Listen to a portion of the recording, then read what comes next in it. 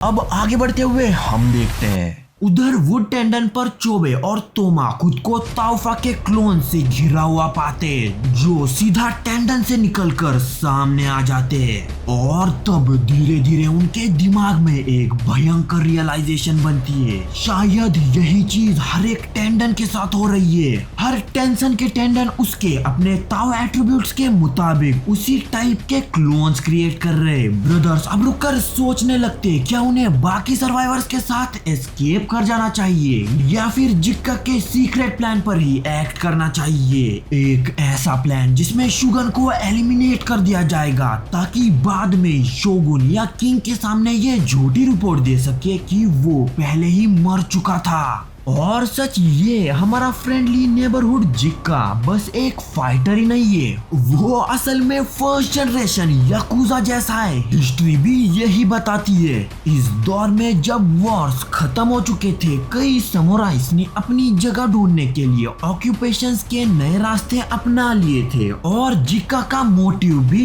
यही से निकल कर आता है। वो सबको गॉन देखना चाहता है क्योंकि वो क्लैन का अगला लीडर बनना चाहता है और शुगन को हटा देना उस गोल तक पहुंचने का सबसे परफेक्ट शॉर्टकट बन जाता है। वो इस दुनिया को पूरी तरीके से पीछे छोड़कर एक ऐसी लाइफ चाहता है जो सिर्फ लग्जरी और कंफर्ट से भरी हो। और इस बात के बीच वो एक और बात सामने रख देता है, अगर शियोन और सागिरी जिंदा बच भी जाते हैं तो बैंडिट्स उन्हें आसानी से खत्म कर सकते हैं, बस अगर उन्हें ऐसा करने को कहा जाए। लेकिन ये भी क्लियर है कि ये कोई पक्की बात नहीं, सिर्फ एक अंदाजा है। जैसे ही क्लोन्स अपने किशिकाई फॉर्म में आधा अधूरा ट्रांसफॉर्म होने लगते हैं, चोबे तुरंत पलटकर लड़ने के लिए खुद को रेडी कर लेता है। लेकिन उसी पल उसे महसूस होता है कि बांको के इफेक्ट उसकी बॉडी और उसके ताऊ दोनों पर भारी पड़ रहे हैं। सांस थोड़ी सी भारी, मूवमेंट थोड़ा सा स्लो। वो साथी ये भी रियलाइज करता है कि तोमा धीरे धीरे हवा में तैरते हुए टान पार्टिकल से वीक होता जा रहा है। और इस रियलाइजेशन के साथ चोबे दिमाग दौड़ाना चालू करता है आगे का रास्ता सोचने के लिए। सीधी ताकत से काम नहीं चलेगा, अब उन्हें एक लॉजिकल प्लान चाहिए, वरना ये फाइट यही खत्म हो जाएगी। शोबे अच्छी तरह से जानता है कि ताउफा की आर्मी और टेंडन दोनों एक साथ हैंडल करना लगभग नामुमकिन है। ऊपर से उनके पास रिस्टोरेशन ग्लिच यूज करने का वक्त भी नहीं बचा। वो अपने आप से एक बार फिर कहता है, अब अलग होना ही पड़ेगा, अब यही रुकना होगा। शुरू में उसका प्लान था कि एलिक्सर को अपने भाई के साथ मिलकर पी लेना और साथ में वो सब फेस करेंगे, लेकिन अब वो बिना किसी हेजिटेशन के सब कुछ उसके हवाले कर देता है। ना कोई दर्द, ना कोई डाउट, क्योंकि उसे पूरा यकीन है कि उसका भाई जीत जाएगा। अपने भाई को आगे की तरफ दौड़ता हुआ देखकर चोबे खुद को जोर से आगे की तरफ पुश करता है और अगले ही पल उसकी साइड, बैक, फ्रंट और चारों तरफ से बेलें जोर से फूट पड़ती है, जो उसके इर्द गिर्द मौजूद हर एक चीज को बिल्कुल तबाह कर देती है। मीनवाइल गाबीमारू और सागिरी के पास सीजा आगे बढ़कर आती है, जिसने बिल्कुल आराम से सारे गुइफा क्लोन्स को खत्म कर दिया होता है। फ्लैशबैक में जब गाबीमारू और सागिरी खुद गुइफा क्लोन्स का सामना कर रहे होते, तब सीजा बीच में आ जाती है और पल भर में सबको निपटा देती है। जैसे ही धूल धीरे धीरे हटती है, ये साफ हो जाता है कि सीजा गाबीमारू से मिलकर बहुत खुश है। गाबीमारू थोड़ा रुककर सीजा से बात करने का टाइम लेता है। वो जानता है शिनोबीज कभी भी अनप्रेडिक्टेबल हो सकते हैं, लेकिन तब युधुरिया की गूंज की आवाज गूंज उठती है। सागिरी तुरंत उसे याद दिलाती है उसका टाइम लगभग खत्म हो चुका है और अब चॉइस सिंपल है, या तो सीजा उनके साथ कोऑपरेट करेगी या फिर उन्हें उसे एनिमी के रूप में फेस करना पड़ेगा। लेकिन गाबीमारू सागिरी से सीधा कह देता है इस कंडीशन में वो सीजा से फाइट नहीं कर सकता। ये सुनते ही सागिरी तुरंत गाबीमारू पर ताओ रिस्टोरेशन ट्राई करने लगती है, पर ये सीन देखकर और उसे वेंच कहते हुए सीजा अचानक दोनों के पीछे घुस आती है। एक ही पल में वो सागिरी को गिराने के लिए रेडी हो जाती है, लेकिन जैसे ही गाबीमारू उसे रोकने का ऑर्डर देता है, सीजा तुरंत अपना अटैक रोक देती है। उस आवाज को सुनकर गाबीमारू उससे बस एक ही बात कहता है, वो उससे मदद मांगता है, कहता है कि उसे सीजा की ताकत की सख्त जरूरत है। सीजा की मल्टीपल पर्सनालिटीज की वजह से ये समझना मुश्किल होता है कि वो इस पर कैसे रिएक्ट करेगी, लेकिन सच ये है कि वो सालों से इस बात को सुनने का इंतजार कर रही थी। अब उसके दिमाग के अंदर एक जंग चल रही थी, बैटल चीफ की मदद करने के बीच या फिर अपने दिल की सुनने के बीच। खुशी खुशी शीजा गाबीमारू की मदद करने के लिए एग्री कर लेती है, लेकिन सिर्फ एक ही वजह से, ताकि वो गाबीमारू के असली ट्रू सेल्फ को पूरी तरीके से दोबारा जिंदा कर सके। एक सेंस में वो अपनी पूरी एग्जिस्टेंस को हिस्ट्री के सबसे डेंजरस रूप गाबीमारू द हॉलो की सोल रिवाइवल के नाम कर देना चाहती है। और जैसे ही शीजा अटैक करने के लिए आगे बढ़ती है, गाबीमारू अपनी पिछली चोटों के बावजूद तुरंत सागिरी से कह देता है, पीछे से रीजनरेट हो रहे गुल्फा क्लोन्स को संभालो, तब तक शीजा के साथ ये फाइट वो खुद हैंडल करेगा। शीजा अपना पहला मूव छेड़ती है, निम्पो, हेयर फॉज, और एक पल के बाद मल्टीपल हेयर कुनाई सीधा गाबीमारू की तरफ बरसा देती है। गाबीमारू इसे डॉच करता है, लेकिन शीजा तुरंत इस ओपनिंग का फायदा उठा लेती है। निम्पो फ्लैश हैंड, एक तेज झटका जो गाबीमारू को पीछे की तरफ ढकेल देता है, लेकिन अगले ही पल गाबीमारू एक कुनाई का यूज करके बिजली की तरह साइड में निकल जाता है और सीधा क्लोज क्वार्टर कॉम्बैट में घुस जाता है। अब ये फाइट सिर्फ ताकत की नहीं, स्किल्स की है। दोनों एक दूसरे पर अपर हैंड पाने के लिए एक के बाद एक टेक्निक्स की बरसात कर देते हैं। दोनों एक ही पल में निम्पो फायर मॉन्क यूज करके अपना इनिशियल क्लैश एंड कर देते हैं और एक मैसिव एक्सप्लोजन फट पड़ता है।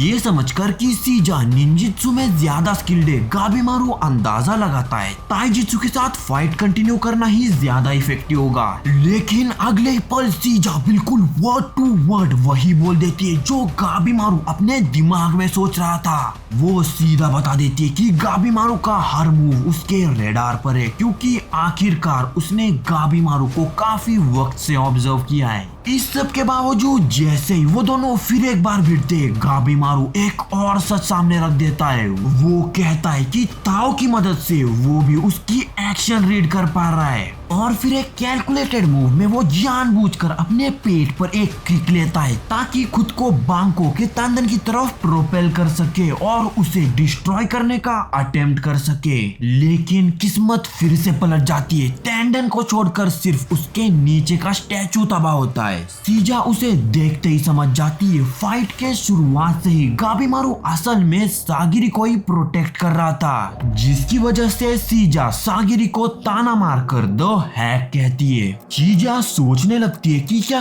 गाबीमारू की ये कंडीशन उस हैक की प्रेजेंस की वजह से है, और जैसे ही शीजा अपर हैंड ले लेती है, गाबीमारू को जोर से ग्राउंड पर स्लैम कर देती है। उसके चेहरे पर गुस्सा नहीं, उदासी आ जाती है, क्योंकि वो देख लेती है गाबीमारू की बॉडी वीकन ताओ रीजनरेशन की वजह से टूट रही है। शीजा उसका चेहरा उठाती है, उसकी आंखों में देखती है, और ये देखकर वो अंदर से टूट जाती है। उसका प्यार जो कभी प्योर डेडली फिरोसिटी था, अब वो नहीं रहा। उसकी जगह गाबीमारू ने दूसरों को बचाना चूज कर लिया है। इस रियलाइजेशन के साथ शीजा का दुख गुस्से में बदल जाता है। वो समझ जाती है सागिरी गाबीमारू के साथ है, उस पर टाओ रिस्टोरेशन परफॉर्म कर रही है, और डिस्गस्ट के साथ शीजा एक झटके में सागिरी की डायरेक्शन में जंप करती है। गाबीमारू जोर से सागिरी को भागने के लिए आवाज देता है, लेकिन सागिरी सीधा मना कर देती है, कहती है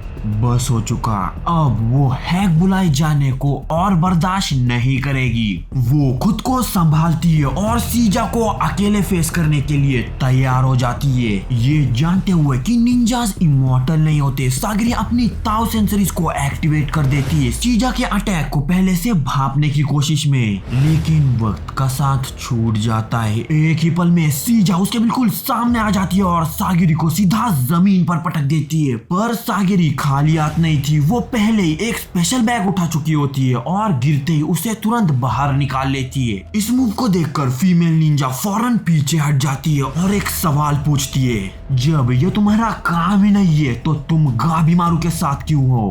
तब सागिरी एक्सप्लेन करती है, हाँ, एक टाइम था जब वो एक सख्त कोड के हिसाब से जीती थी, लेकिन अब वो दौर पीछे छूट चुका है। जैसे जैसे एक नया एरा शेप लेता है वैसे वैसे किसी के साथ सिंपथाइज करना ऑलमोस्ट पॉसिबल हो जाता है, सिर्फ गाबीमारू के लिए नहीं, टेंशंस के लिए भी, और हाँ, इवागाकुरे के निंजास के लिए भी। ये बात सुनते ही अगले ही पल शीजा निम्फो नॉटेड लॉक यूज करती है। उसके बाल जमीन के अंदर घुस जाते हैं और फिर अचानक स्प्रिंग अप करके सागिरी को पूरी तरीके से जकड़ लेते, उसे जमीन पर पिन करते हुए मूवमेंट का एक भी मौका नहीं देती। शीजा ये मान लेती है कि सागिरी शायद वही चीज महसूस करना चाहती है जो उसने खुद कभी महसूस की थी।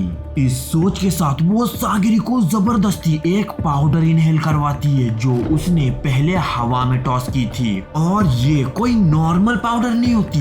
ये पाउडर सीधा किसी की सेंसेशन को मैनिपुलेट करती है और उन्हें दर्द की एक ऐसी लहर में ढकेल देती है जो बहुत ज्यादा ओवरवेलमिंग होती है। इस पाउडर को अक्सर यंग निंजास की ट्रेनिंग में यूज किया जाता है, लेकिन जैसे शीजा की केस में हुआ, इस प्रोसेस से यूजुअली सिर्फ कुछ ही लोग जिंदा निकल पाते हैं। ये टॉक्सिन नर्व पाउडर के नाम से जाना जाता है। इवागाकुरे में हर शिनोबी इसके साथ इंटेंसिव ट्रेनिंग से गुजरता है, लगभग 3 दिन और 3 रात तक, जब तक दर्द उनके लिए नॉर्मल नहीं हो जाता।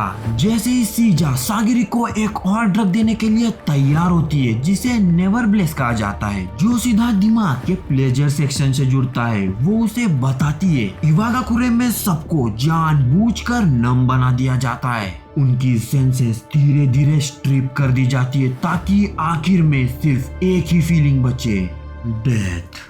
फियर और डिस्पेयर। मौत के सामने क्लैन के अंदर सिर्फ यही 2 सेंसेशन होती है जो लोगों को सच में महसूस होती है, और गाबीमारू वही पहला इंसान था जिसने उसे ये फीलिंग दी। उस एक एनकाउंटर के बाद शीजा धीरे धीरे अपनी खुद की मॉर्टेलिटी को समझने लगी और उससे नजरें मिला पाई। हाँ, उसी में डेथ है जो लाइफ को पूरी तरह दर्शाती है, एक ऐसी डेथ जो सबके लिए आनी ही है। पल भर की लाइफ सिर्फ उसी मोमेंट महसूस होती है जब सब कुछ छूटने वाला हो। इधर गाबीमारू की बॉडी लगातार सफर कर रही होती है, उसका ताओ धीरे धीरे खत्म होता जा रहा है और सागिरी शीजा के खिलाफ लड़ने के लायक तक नहीं बची। इन सब के बीच गाबीमारू अपने जीत की चांसेस को धीरे धीरे हाथों से फिसलता हुआ देखता है। तब शीजा एक सीधा सवाल पूछती है, क्यों वो इतनी डेस्परेशन के साथ लाइफ से चिपका हुआ है? गाबीमारू बिना घूमे फिरे उसे जवाब देता है, क्योंकि वो अपनी वाइफ के साथ एक नॉर्मल जिंदगी जीना चाहता है।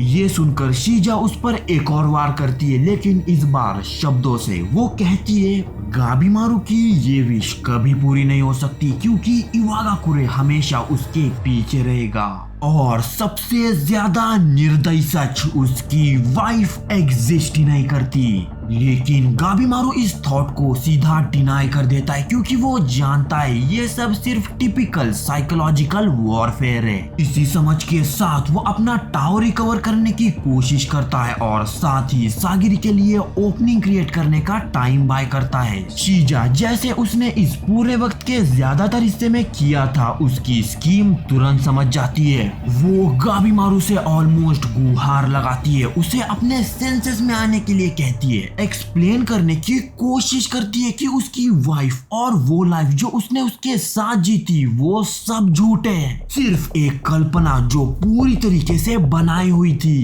तो इस एपिसोड के लिए बस इतना ही। सी यू इन नेक्स्ट एपिसोड।